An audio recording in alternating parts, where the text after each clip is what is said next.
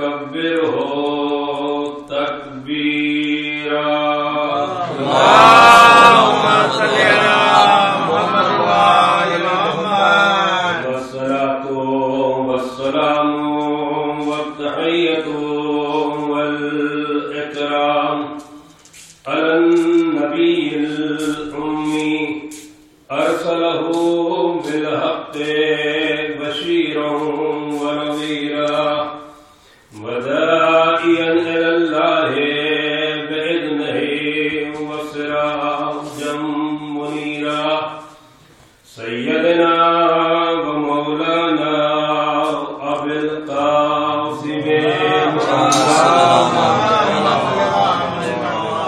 وعلى آله الطيبين الطاهرين المعصومين المظلومين ولعنة الدائمة الباقية على أعدائهم أجمعين أما بعد فقد قال الله الحكيم في كتابه الكريم بسم الله الرحمن الرحيم تبارك الذي بيده الملك وهو على كل شيء قدير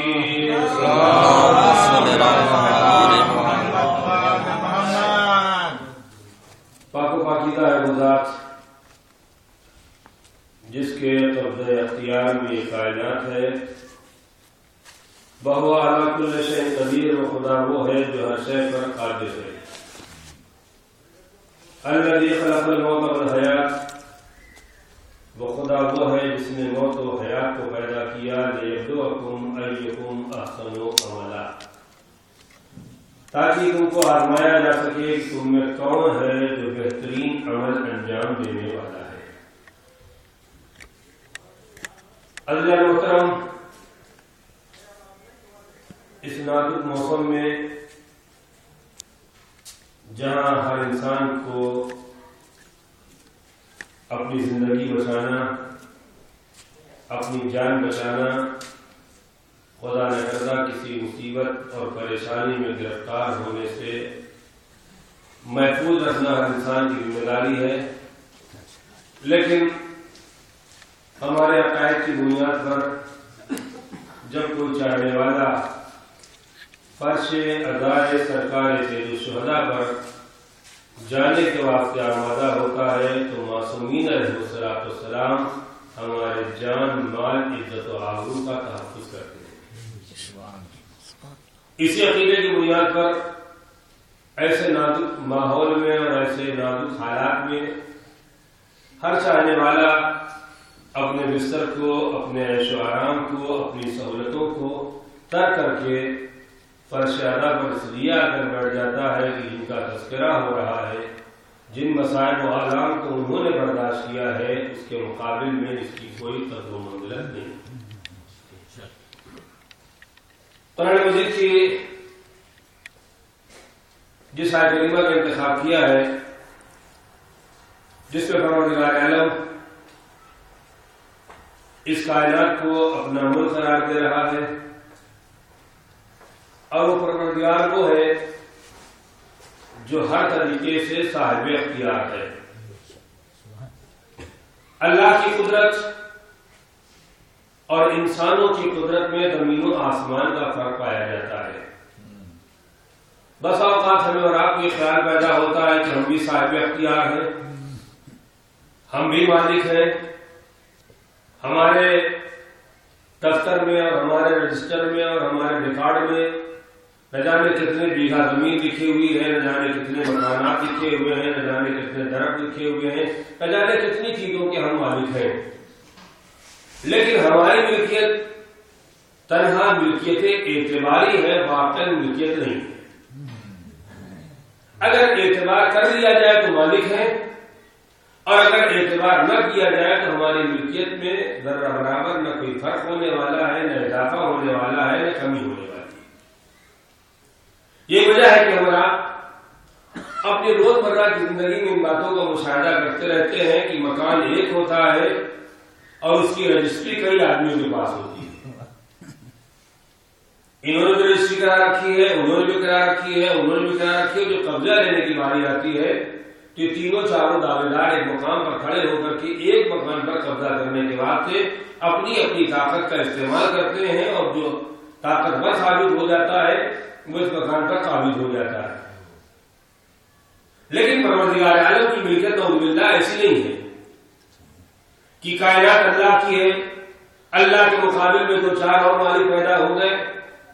یہ صحیح ہے، دامن قرآن میں اس بات کی جگہ پائی جاتی ہے کہ خدا کے مقابل میں نہ جانے کتنے ایسے بندگان خدا پیدا ہو گئے جنہوں نے خدا کے مقابل میں اپنی خدائی کا دعویٰ کیا، اپنی خدائی کا اعلان کیا، لیکن خدائی کا اعلان کرنے کے بعد اتنے بے بس نظر آئے، اتنے مجبور نظر آئے کہ جن بنیاد پر ایک انسان کسی بیٹے کا باپ بنتا ہے، جب تک مشیت الہی شامل نہ ہوئی وہ بیٹے کا باپ نہ بن پائے کائنات کے مالک کو دور کی بات ہے.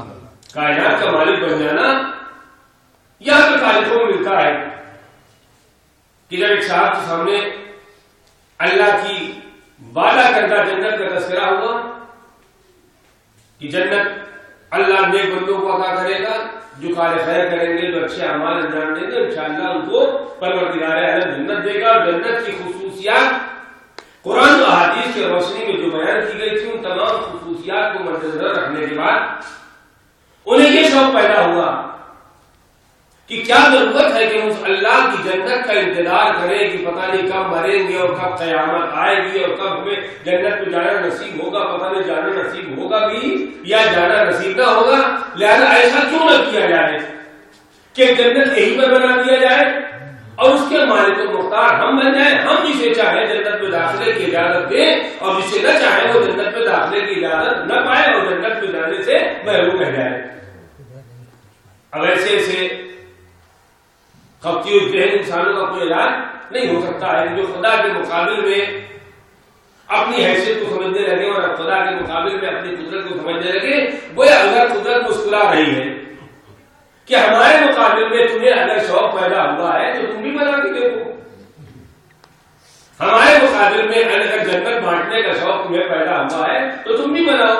سرمایہ تمہارا ہوگا، مزدور تمہارے ہوں گے، محنت تمہاری ہوگی، مشقت تمہاری ہوگی. سب ہونے کے بعد میں طے ہوگا کہ جنت میں کون جائے گا اور کون نہیں جائے گا. جنت تیار ہو گئی، جنت بن گئی. اپنی جنت بنانے والا خود اپنی جنت میں قدم رکھتے رکھتے ایک قدم جنت میں رکھ پایا تھا، دوسرا نہ رکھ پایا تھا کہ اللہ نے ملک الموت کو بھیج دیا اور بھیجنے کے بعد ان کو وہیں سے واپس بلا لیا تاکہ اندازہ ہو جائے کہ یہ انسان اپنی بنائی ہوئی جنت میں قدم نہیں رکھ سکتا ہے تو خدا کی بنائی ہوئی جنت میں کیسے قدم رکھ لے گا. اس سوال میں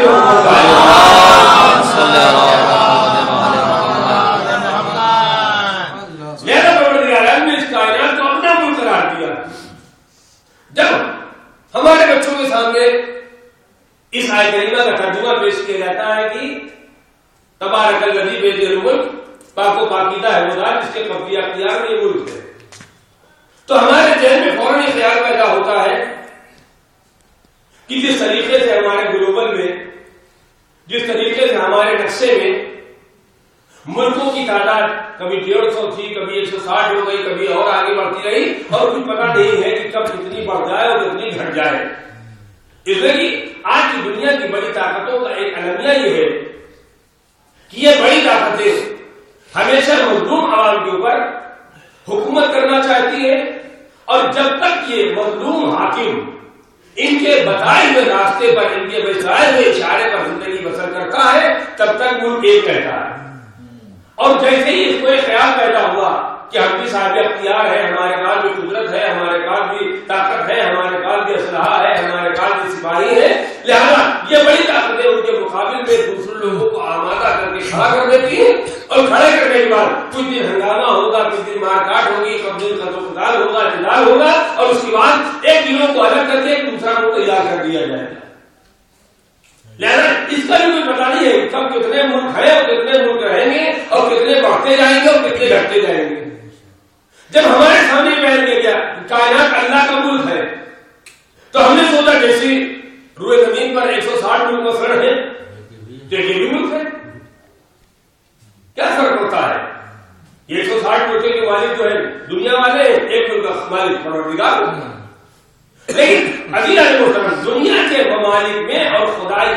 میں بنیادی فرق ہی پایا جاتا ہے کہ دنیا میں جتنے مملکت پائی جاتی ہے، جتنے ملک پائے جاتے ہیں، ہر ایک ملک کا کوئی نہ کوئی حدود اربع ہوتا ہے.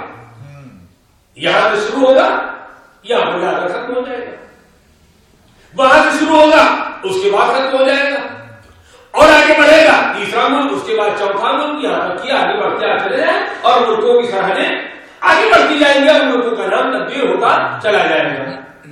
اب یہاں پر بھی اگر ہمارا دنیا کی بڑی طاقتوں کا ہمارے ساتھ برتاؤ پر اگر ہم نگاہ کریں تو ہمیں اندازہ ہوگا کہ یہ دنیا کی بڑی طاقتیں کبھی بھی اس بات کے اوپر راضی نہیں ہوئی ہے کہ مسلمان سکون و اطمینان کے ساتھ زندگی بسر کر سکے.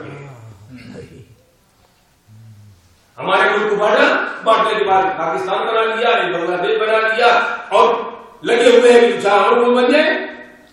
اور بنانے کے بعد درمیان میں ایسی ایسی سرحدوں کو قائم کیا کہ ایک ملک سے دوسرے ملک میں جانے کے واسطے ہر آنے والا یا ہر جانے والا اس شخص کی نگاہ سے دیکھا جاتا ہے، ایسا معلوم ہوتا ہے کہ اس سے بڑا ہٹلر کوئی نہیں ہے جو دوسرے ملک سے یہاں آ رہا ہے.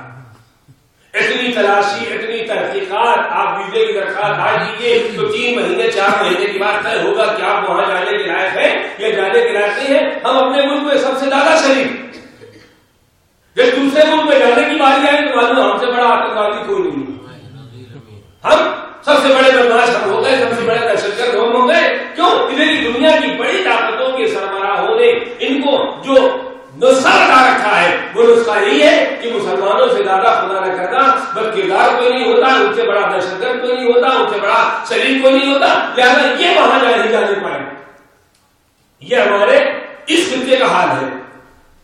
لیکن اسی کے مقابل میں اگر آپ یورپ چلے جائیں تو یورپ میں جانے کے بعد پتا بھی نہیں چلتا ہے کہ ایک ملک سے نکلنے کے بعد ہم دوسرے ملک میں چلے گئے، دوسرے ملک سے نکلنے کے بعد ہم تیسرے ملک میں چلے گئے، تیسرے ملک میں نکلنے کے بعد چوتھے ملک میں چلے گئے. طرح بورڈ دکھائی دیتا ہے جیسے ہمارے شہروں میں ہوتا ہے کہ یہاں سے آگے بڑھے فتح پور کی سرحد میں پہنچے، وہاں لکھا فتح پور کا ATM مثلا واقعی دل میں لاٹ آپ کا استقبال کرتے ہیں. درمیان میں ایک پولیس والے روکا کہ الہ آباد سے فتح پور آ رہے ہو لہٰذا تمہاری تلاشی ہوگی، الہ آباد سے مثلا پرتاپ گڑھ جا رہے تلاشی ہوگی، الہ آباد سے مرزا پور جا تلاشی ہوگی نہیں، کیونکہ اسی ملک کا باشندہ ہے لہذا اس کو اپنے مملکت میں زندگی بسر کرنے کا مکمل طریقے سے اختیار پایا جاتا ہے. بے نہیں یہی صورتحال یورپ کی ہوتی ہے. کیا وہاں مسلمان نہیں بستے؟ کیا وہاں اور آدمی نہیں بستے ہیں؟ یہ ایسا امتحان ہمارے ساتھ کیوں کیا جاتا ہے؟ اس لیے کیا جاتا ہے کہ ہمارے پڑوس میں ایک ایسا ملک آباد ہے جو مسلمانوں کے نام پر بنا ہے اور مسلمان سب کچھ ہو سکتا ہے، شریف نہیں ہو سکتا ہے، مسلمان دہشت گرد ہے، لہذا اس کے ساتھ الگ سے خصوصی امتحان رکھا جائے اور اس کے نتیجے میں اس کا ہم اور آپ شکار ہوتے ہیں. چنانچہ صورتحال بنتی کوئی اس مملکت سے آنا چاہے مہمان ہمارے ہاں، اگرچہ ہمارا سگا بھائی ہے، اگرچہ ہمارا سگا چچا ہے، لیکن ہم اس کی ضمانت لینے کے بعد ایک مرتبہ ہمارے ہاتھوں میں لفظ پیدا ہوتی ہے کہ ہم ان کی ضمانت لے لیں، خدا نہ خواستہ کہیں کوئی معاملہ اونچا نیچا ہو جائے تو مصیبت کون لے گا. لہذا ہم دور سے وہی کہتے ہیں بھیا بات کر لو کافی ہے، آپ نے سامنے ایک دوسرے کو دیکھ لیں، خیر معلوم کر لیں کافی ہے. لیکن اگلا محترم دنیا کی مملکت میں، دنیا کے ممالک میں اور مملکت الہی میں ایک بنیادی امتیاز پایا جاتا ہے کہ دنیا کے ممالک کی ابتدا اور انتہا کا پتہ ہے. یہاں سے ملک شروع ہوا وہاں جا کر تمام ہوا، وہاں سے ملک شروع ہوا وہاں جا کر تمام ہوا. اور یہی وجہ ہے کہ آج کے دنیا کے قوانین میں ہر سربراہ مملکت اپنے ہمسائے اور اپنے پڑوس کے ممالک سے ایک بات کا معاہدہ کرتا ہے اور وہ معاہدہ یہ ہوتا ہے کہ اگر خدا نہ کرتا ہمارے ملک کا مجرم یہاں سے بھاگ کر کے تمہارے ملک میں چلا جائے تو اس معاہدے کے تحت آپ ہمارا مجرم واپس کریں گے اور ہم آپ کا مجرم واپس کریں گے. یہ وجہ ہے کہ جو انڈین ٹائپ کے ممالک ہوتے ہیں وہ اس معاہدے کو تیار نہیں ہوتے ہیں کہ ہمارا ملک جو ہے وہ بنا ہی ہے اس لیے جتنے شرارتی ان کو آزاد دینے کے لیے. لہٰذا ہر ملک ایسا نہیں ہوتا ہے کہ آپ سے معاہدہ کر لیں، نہیں آپ اپنا دیکھیے ہم اپنا دیکھیں گے. ہم بھی پڑھے لکھے لوگ ہیں، ہمارے پاس اختیار انسان پائے جاتے ہیں، لہٰذا ایسا کوئی معاہدہ کرنے کے بعد آپ تیار نہیں ہے. نتیجہ کیا ہوا؟ نتیجہ یہ دنیا کے تمام سربراہان مملکت نے دوسرے سے معاہدہ کیا ہمارا ملزم وہاں جائے گا تمہیں واپس کرنا ہوگا، تمہارا مجرم ہمارے آئے گا, ہمیں واپس کرنا ہوگا. یہ باتیں کہاں پائی جاتی ہیں؟ جہاں پر سرحدیں پائی جاتی ہیں. لیکن قدرت سمجھانا چاہتی تمہارا ملک محدود ہوتا ہے اور ہمارا ملک لامحدود ہے. جہاں کائنات میں تم چکر لگاؤ گے وہ ہر جگہ کوئی جگہ ایسی نہ ملے گی جو ہمارے ملک سے خارج ہو جائے, جو ہمارے ملک سے الگ ہو جائے. اسی لیے مولا کائنات نے دعائے صبح میں جملہ فرمایا ولا يمكن الفرار من حکومت. پروردگار تیرا ملک ایسا ہے جس کے اندر اگر کوئی انسان فرار کرنا چاہے تو راہ فرار نہیں حاصل ہو سکتا ہے. اس رات میں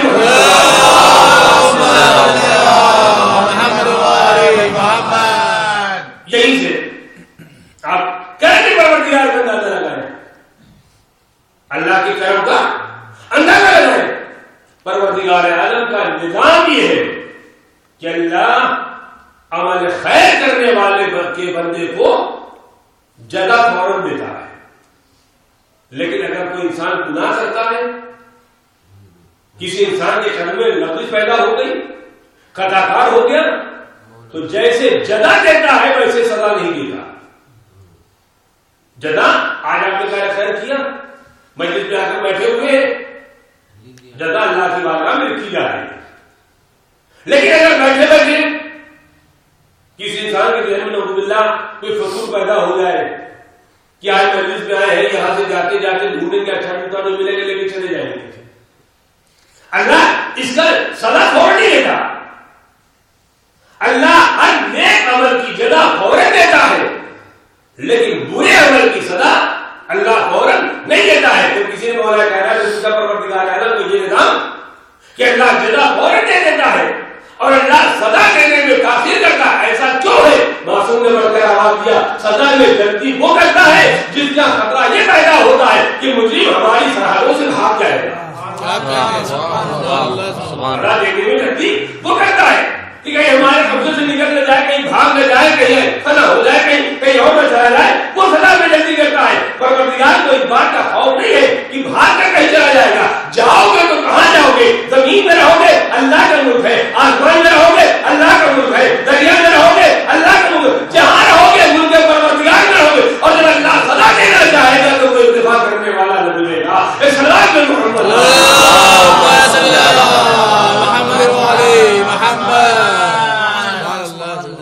جب یہ بات طے ہو گئی جلدی جلدی کہ یہ ملک ملک پروردگار ہے,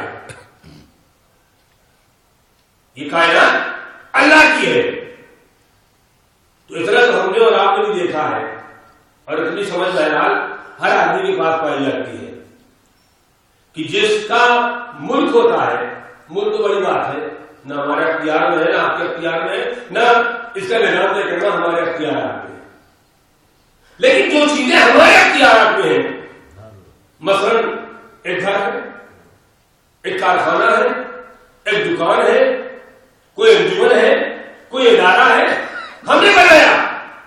مکان کسی مرد مومن نے بنایا, سرمایہ جمع کیا, پیسہ جمع کیا اور جمع کرنے کے بعد ہمت کو اکٹھا کیا اور اکٹھا کرنے کے بعد یہ طے کیا کہ مکان بنایا جائے. ضرورت ہمیں ہے مکان کی, لہذا مکان بنایا جائے. مکان بن کے تیار ہوا.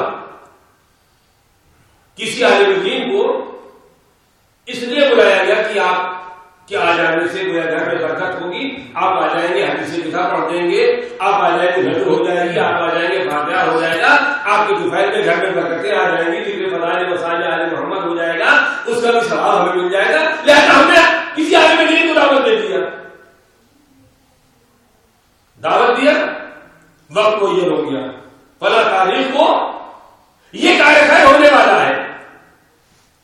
عالم دین اپنے ساتھ پہنچے, وقت معینہ پر گھر پہنچے, بلایا تھا عالم دین کو اکیلے, یہ اپنے ہمراہ دو چار آدمی کو اور لے کر گئے, اور جیسے ہی گھر میں داخل ہوئے اب وہ بیچارہ دیکھ رہا ہے کہ ہم نے جو انتظام کیا تھا ایک آدمی کا اور یہ آئے 4-5 آدمی, پہلے اسی موڈ خراب ہو گیا. اب اس کے بعد ہمت کر کے پوچھا, حضور میں نے بلایا تو آپ کو تھا, یہی لوگوں کو کس خوشی میں لے کر آئے ہیں؟ کہنے آپ خوشی آپ پوچھ رہے ہیں, آپ نے گھر بنایا ہے, آپ نے دکان کھولی ہے, آپ نے کارخانہ کھولا بندہ ہے. میں نے سوچا کہ پتہ نہیں آپ کے پاس اتنا شعور ہے یا نہیں ہے. میں ذمہ داران کو لے کر آیا ہوں. یہ بات آپ کون ہے؟ یہ آپ کے انجمن کے سیکریٹری ہوں گے. یہ دوسرے صاحب کون ہے؟ یہ آپ کے انجمن کے صدر ہوں گے. یہ تیسرے صاحب کون ہے؟ یہ آپ کے انجمن کے مثلا خزانچی ہوں گے. یہ آپ کے انجمن کے چپراسی ہوں گے. یہ آپ کے انجمن کے سربراہ ہوں گے. میں نے کہا میں نے آپ کو عہدہ بانٹنے کے لیے نہیں بلایا تھا. میں نے آپ کو بلایا تھا ایک کار خیر کے واسطے. میں نے آپ کو عہدہ بانٹنے کے واسطے نہیں بلایا تھا. میں نے سرمایہ لگایا ہے, میں نے پیسہ لگایا ہے, میرے پاس اتنا شعور ہے. میں کیا کروں گا کہ کون ہمارے واسطے مفید ہوگا, کون ہمارے واسطے مدیر ہوگا, کون ہمارے کام میں معاون ہوگا, کون ہمارے کام میں مددگار ہوگا, کون ہمارے کام کے واسطے مفید ہوگا, کون ہمارے کام کے واسطے نقصان دہ ہوگا. یہ میں کیا کروں گا. میں نے کہا یہ آپ کو اختیار کس نے دیا؟ مجھے بلایا ہے لہذا یہ اختیار مجھے ہے. میں اس کو چاہوں گا رہوں گا. علی جان محترم, اگر کوئی انسان ایک چھوٹا سا کارخانہ, ایک چھوٹا سا مکان, ایک چھوٹی سی انجمن, ایک چھوٹا سا ادارہ بناتا ہے تو جو بناتا ہے وہی عہدہ بناتا ہے. جو بناتا ہے وہی ذمہ دار بناتا ہے. جو بناتا ہے وہی پوسٹ بانٹتا ہے. کسی دوسرے کو اختیار نہیں ہے. اور اگر کوئی انسان عہدہ دوسرا بانٹنے لگے تو اس کو پوچھنے کا اختیار ہوگا. یہ عہدہ بانٹنے کا اختیار آپ کو دیا کس نے؟ آپ کو کس نے ذمہ دار ہے؟ اگر ہمارے بنائے ہوئے کارخانے میں کسی دوسرے کو عہدہ بانٹنے کا حق نہیں ہے تو یہ زمین ملک کے پروردگار ہے تو عہدہ بانٹنے کا اختیار کرنے کو پیدا ہو گیا. یہ خلیفہ ہو گئے, یہ ذمہ دار ہو گئے, یہ سربراہ ہو گئے. اللہ والا ملک میرا ہے. میں جسے چاہوں گا صاحب منصب بناؤں گا, جسے چاہوں گا صاحب عہدہ بناؤں گا. ایک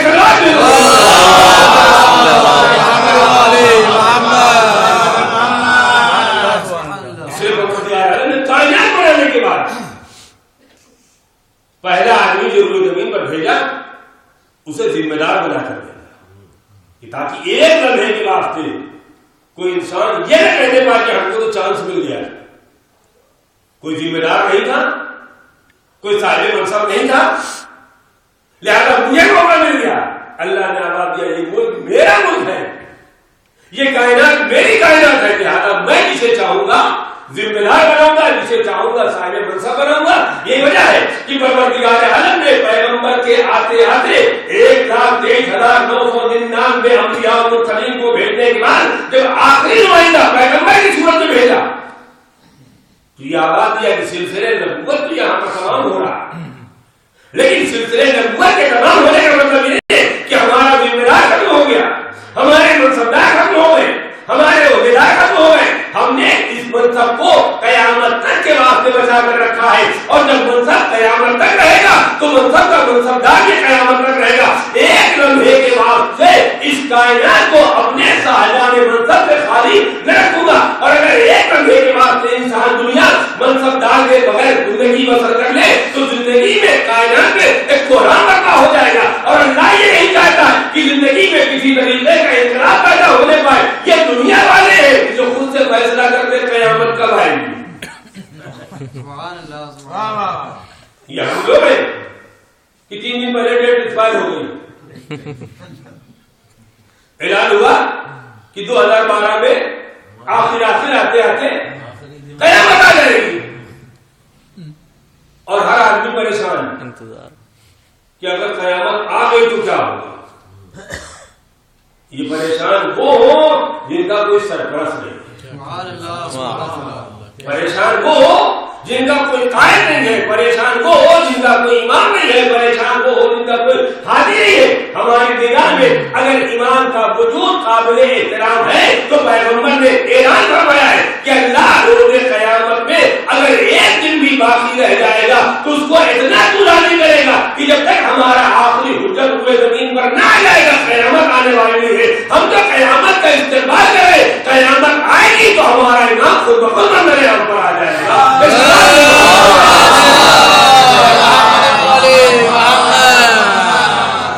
قیامت آنے محمد کے چاہنے والوں کے واسطے برکت کا نام ہے.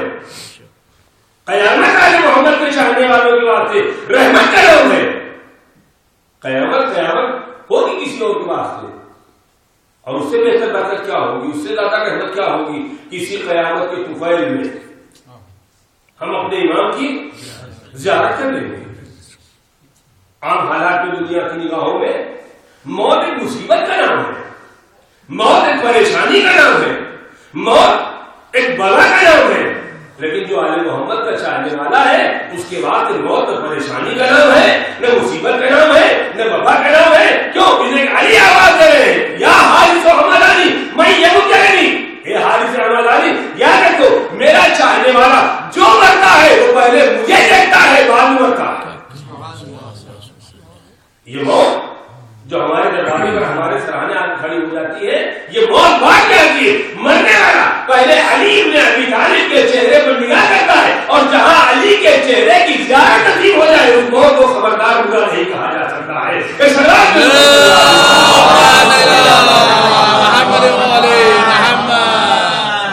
یہ الگ سی بات ہے کہ ہم نے تنہا مملکت الہی میں زندگی بسر کرنے سیکھا ہے، اس کے بتائے ہوئے نظام اور اس کے بتائے ہوئے دستور اور احکامات پر عمل کرنا ہم نے نہیں سیکھا. اس لیے معصوم نے فرمایا جو انسان اللہ کے احکامات کی نافرمانی کرتا ہے، معصوم فرماتے ہیں اس انسان کو زمین پر رہنے کا حق حاصل نہیں. کیوں؟ اس لیے کہ ہم کسی بھی گھر میں رہیں، جب باپ ہم سے ناراض ہوتا ہے، باپ نے کہا جا کے سودا لے آؤ، ہم نے کہا لے جائیں گے، ایک مرتبہ نظر انداز کر لیا، دوبارہ پھر کسی کام کے واسطے کہا، ہم نے کہا لے جائیں گے، 2 مرتبہ 3 مرتبہ ہم نے باپ کے احکامات کی نافرمانی کی تو باپ نے آج ہی لا کر کہا کہ ہمارے احکامات کی اگر نافرمانی کرنا ہے تو تمہارے واسطے ہمارے گھر میں جگہ نہیں، کہیں اور چلے جاؤ، جہاں جاؤ رہو، لیکن ہمارے گھر میں رہو گے تو ہمارے احکامات کی فرما برداری کرنا پڑے گا، ہمارے احکامات کو ماننا پڑے گا، ہمارے بات کو تسلیم کرنا پڑے گا، ورنہ ہمارے گھر میں رہنے کی تمہارے واسطے جگہ نہیں ہے. عزیزان محترم، اگر ایک بیٹا نالائق ہو جائے تو باپ کو یہ کہنے کا حق ہے کہ اگر نافرمانی کرو گے تو ہمارے گھر میں رہنے کا حق نہیں ہے. اگر کوئی بندہ اللہ کے احکامات کی نافرمانی کرے، اللہ ہم سے کہے مسلے پر آؤ، اللہ ہم سے کہے روزہ رکھو، اللہ ہم سے کہے نیک کام کرو، اللہ ہم سے کہے اپنے ماں باپ کی خدمت کرو، اللہ ہم سے کہے کہ پڑوسیوں کے احوال پرسی کرو، اللہ ہم سے کہے کہ غریبوں کی مدد کرو، اللہ ہم سے کہے کہ مخلصوں کی ان کی ضروریات کو پورا کرو، اور ہم کہے ہمارے گھر میں ہے کافی ہے. پروردگار کے کہنے کا نہیں ہے، لیکن کتنا کریم ہے پروردگار، کتنا رحیم ہے پروردگار کہ ہماری اور آپ کی روزمرہ کی ان تمام خرافاتوں کو سننے کے بعد، ہمارے باتوں کو سننے کے بعد، ہماری حرکتوں کو دیکھنے کے بعد، ہمارے اعمال و اخبار کو دیکھنے کے بعد اللہ نے ایک لمحے کے بعد نہیں کہا کہ تم کہیں اور چلے جاؤ. اللہ بات ہے تم بندوں کی اپنی اولاد کی خلاف ورزی دیکھنے کے بعد تم اس کو برداشت نہیں کر پاتے ہو. مجھ سے پوچھو، میں نے تو گروپ کو بھی دیکھا ہے، میں نے شہادت کو برداشت کیا ہے، میں نے فرعون کو برداشت کیا ہے، وہ اور ہوتے ہیں، میری ذات ان تمام باتوں سے بالا ہوتی ہے. اے صلوات محمد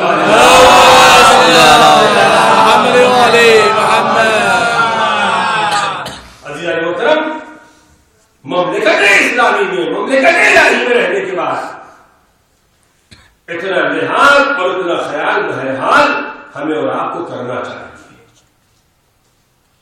دنیا نے جو نظام بنایا ہے اس نظام میں اور الہی نظام میں بہت بڑا فرق پایا جاتا ہے. کیسا فرق؟ اللہ کی نگاہ میں ایک بندے کی جان سے زیادہ کوئی اور چیز عزیز نہیں ہے، اور اس جان کی محبت میں پروردگار عالم نے بسا اوقات اپنے احکامات کو واپس لے لیا. بسا اوقات اللہ نے اپنے احکامات کو واپس لے لیا. ہم سے کہا گیا مسلے پر آؤ، نماز کے بعد تو وضو کر کے آؤ. اگر یہ خطرہ پیدا ہو جائے کہ وضو کرنے سے جان کو خطرہ ہے تو اللہ نے اپنے احکام کو واپس لے لیا. کوئی ضرورت نہیں کہ آپ وضو کریں، بشرطے کہ واقعی خطرہ ہو، واقعی کوئی عذر ہو، ورنہ ہمارے یہاں کی صورتحال کچھ اور ہوتی ہے کہ ایک مرتبہ اگر آپ نے اجازت دے دیا تو اس کو ہم نے پرماننٹ بنا لیا. ایک بار آپ جا رہے ہیں، راستے میں ڈھابے میں روٹی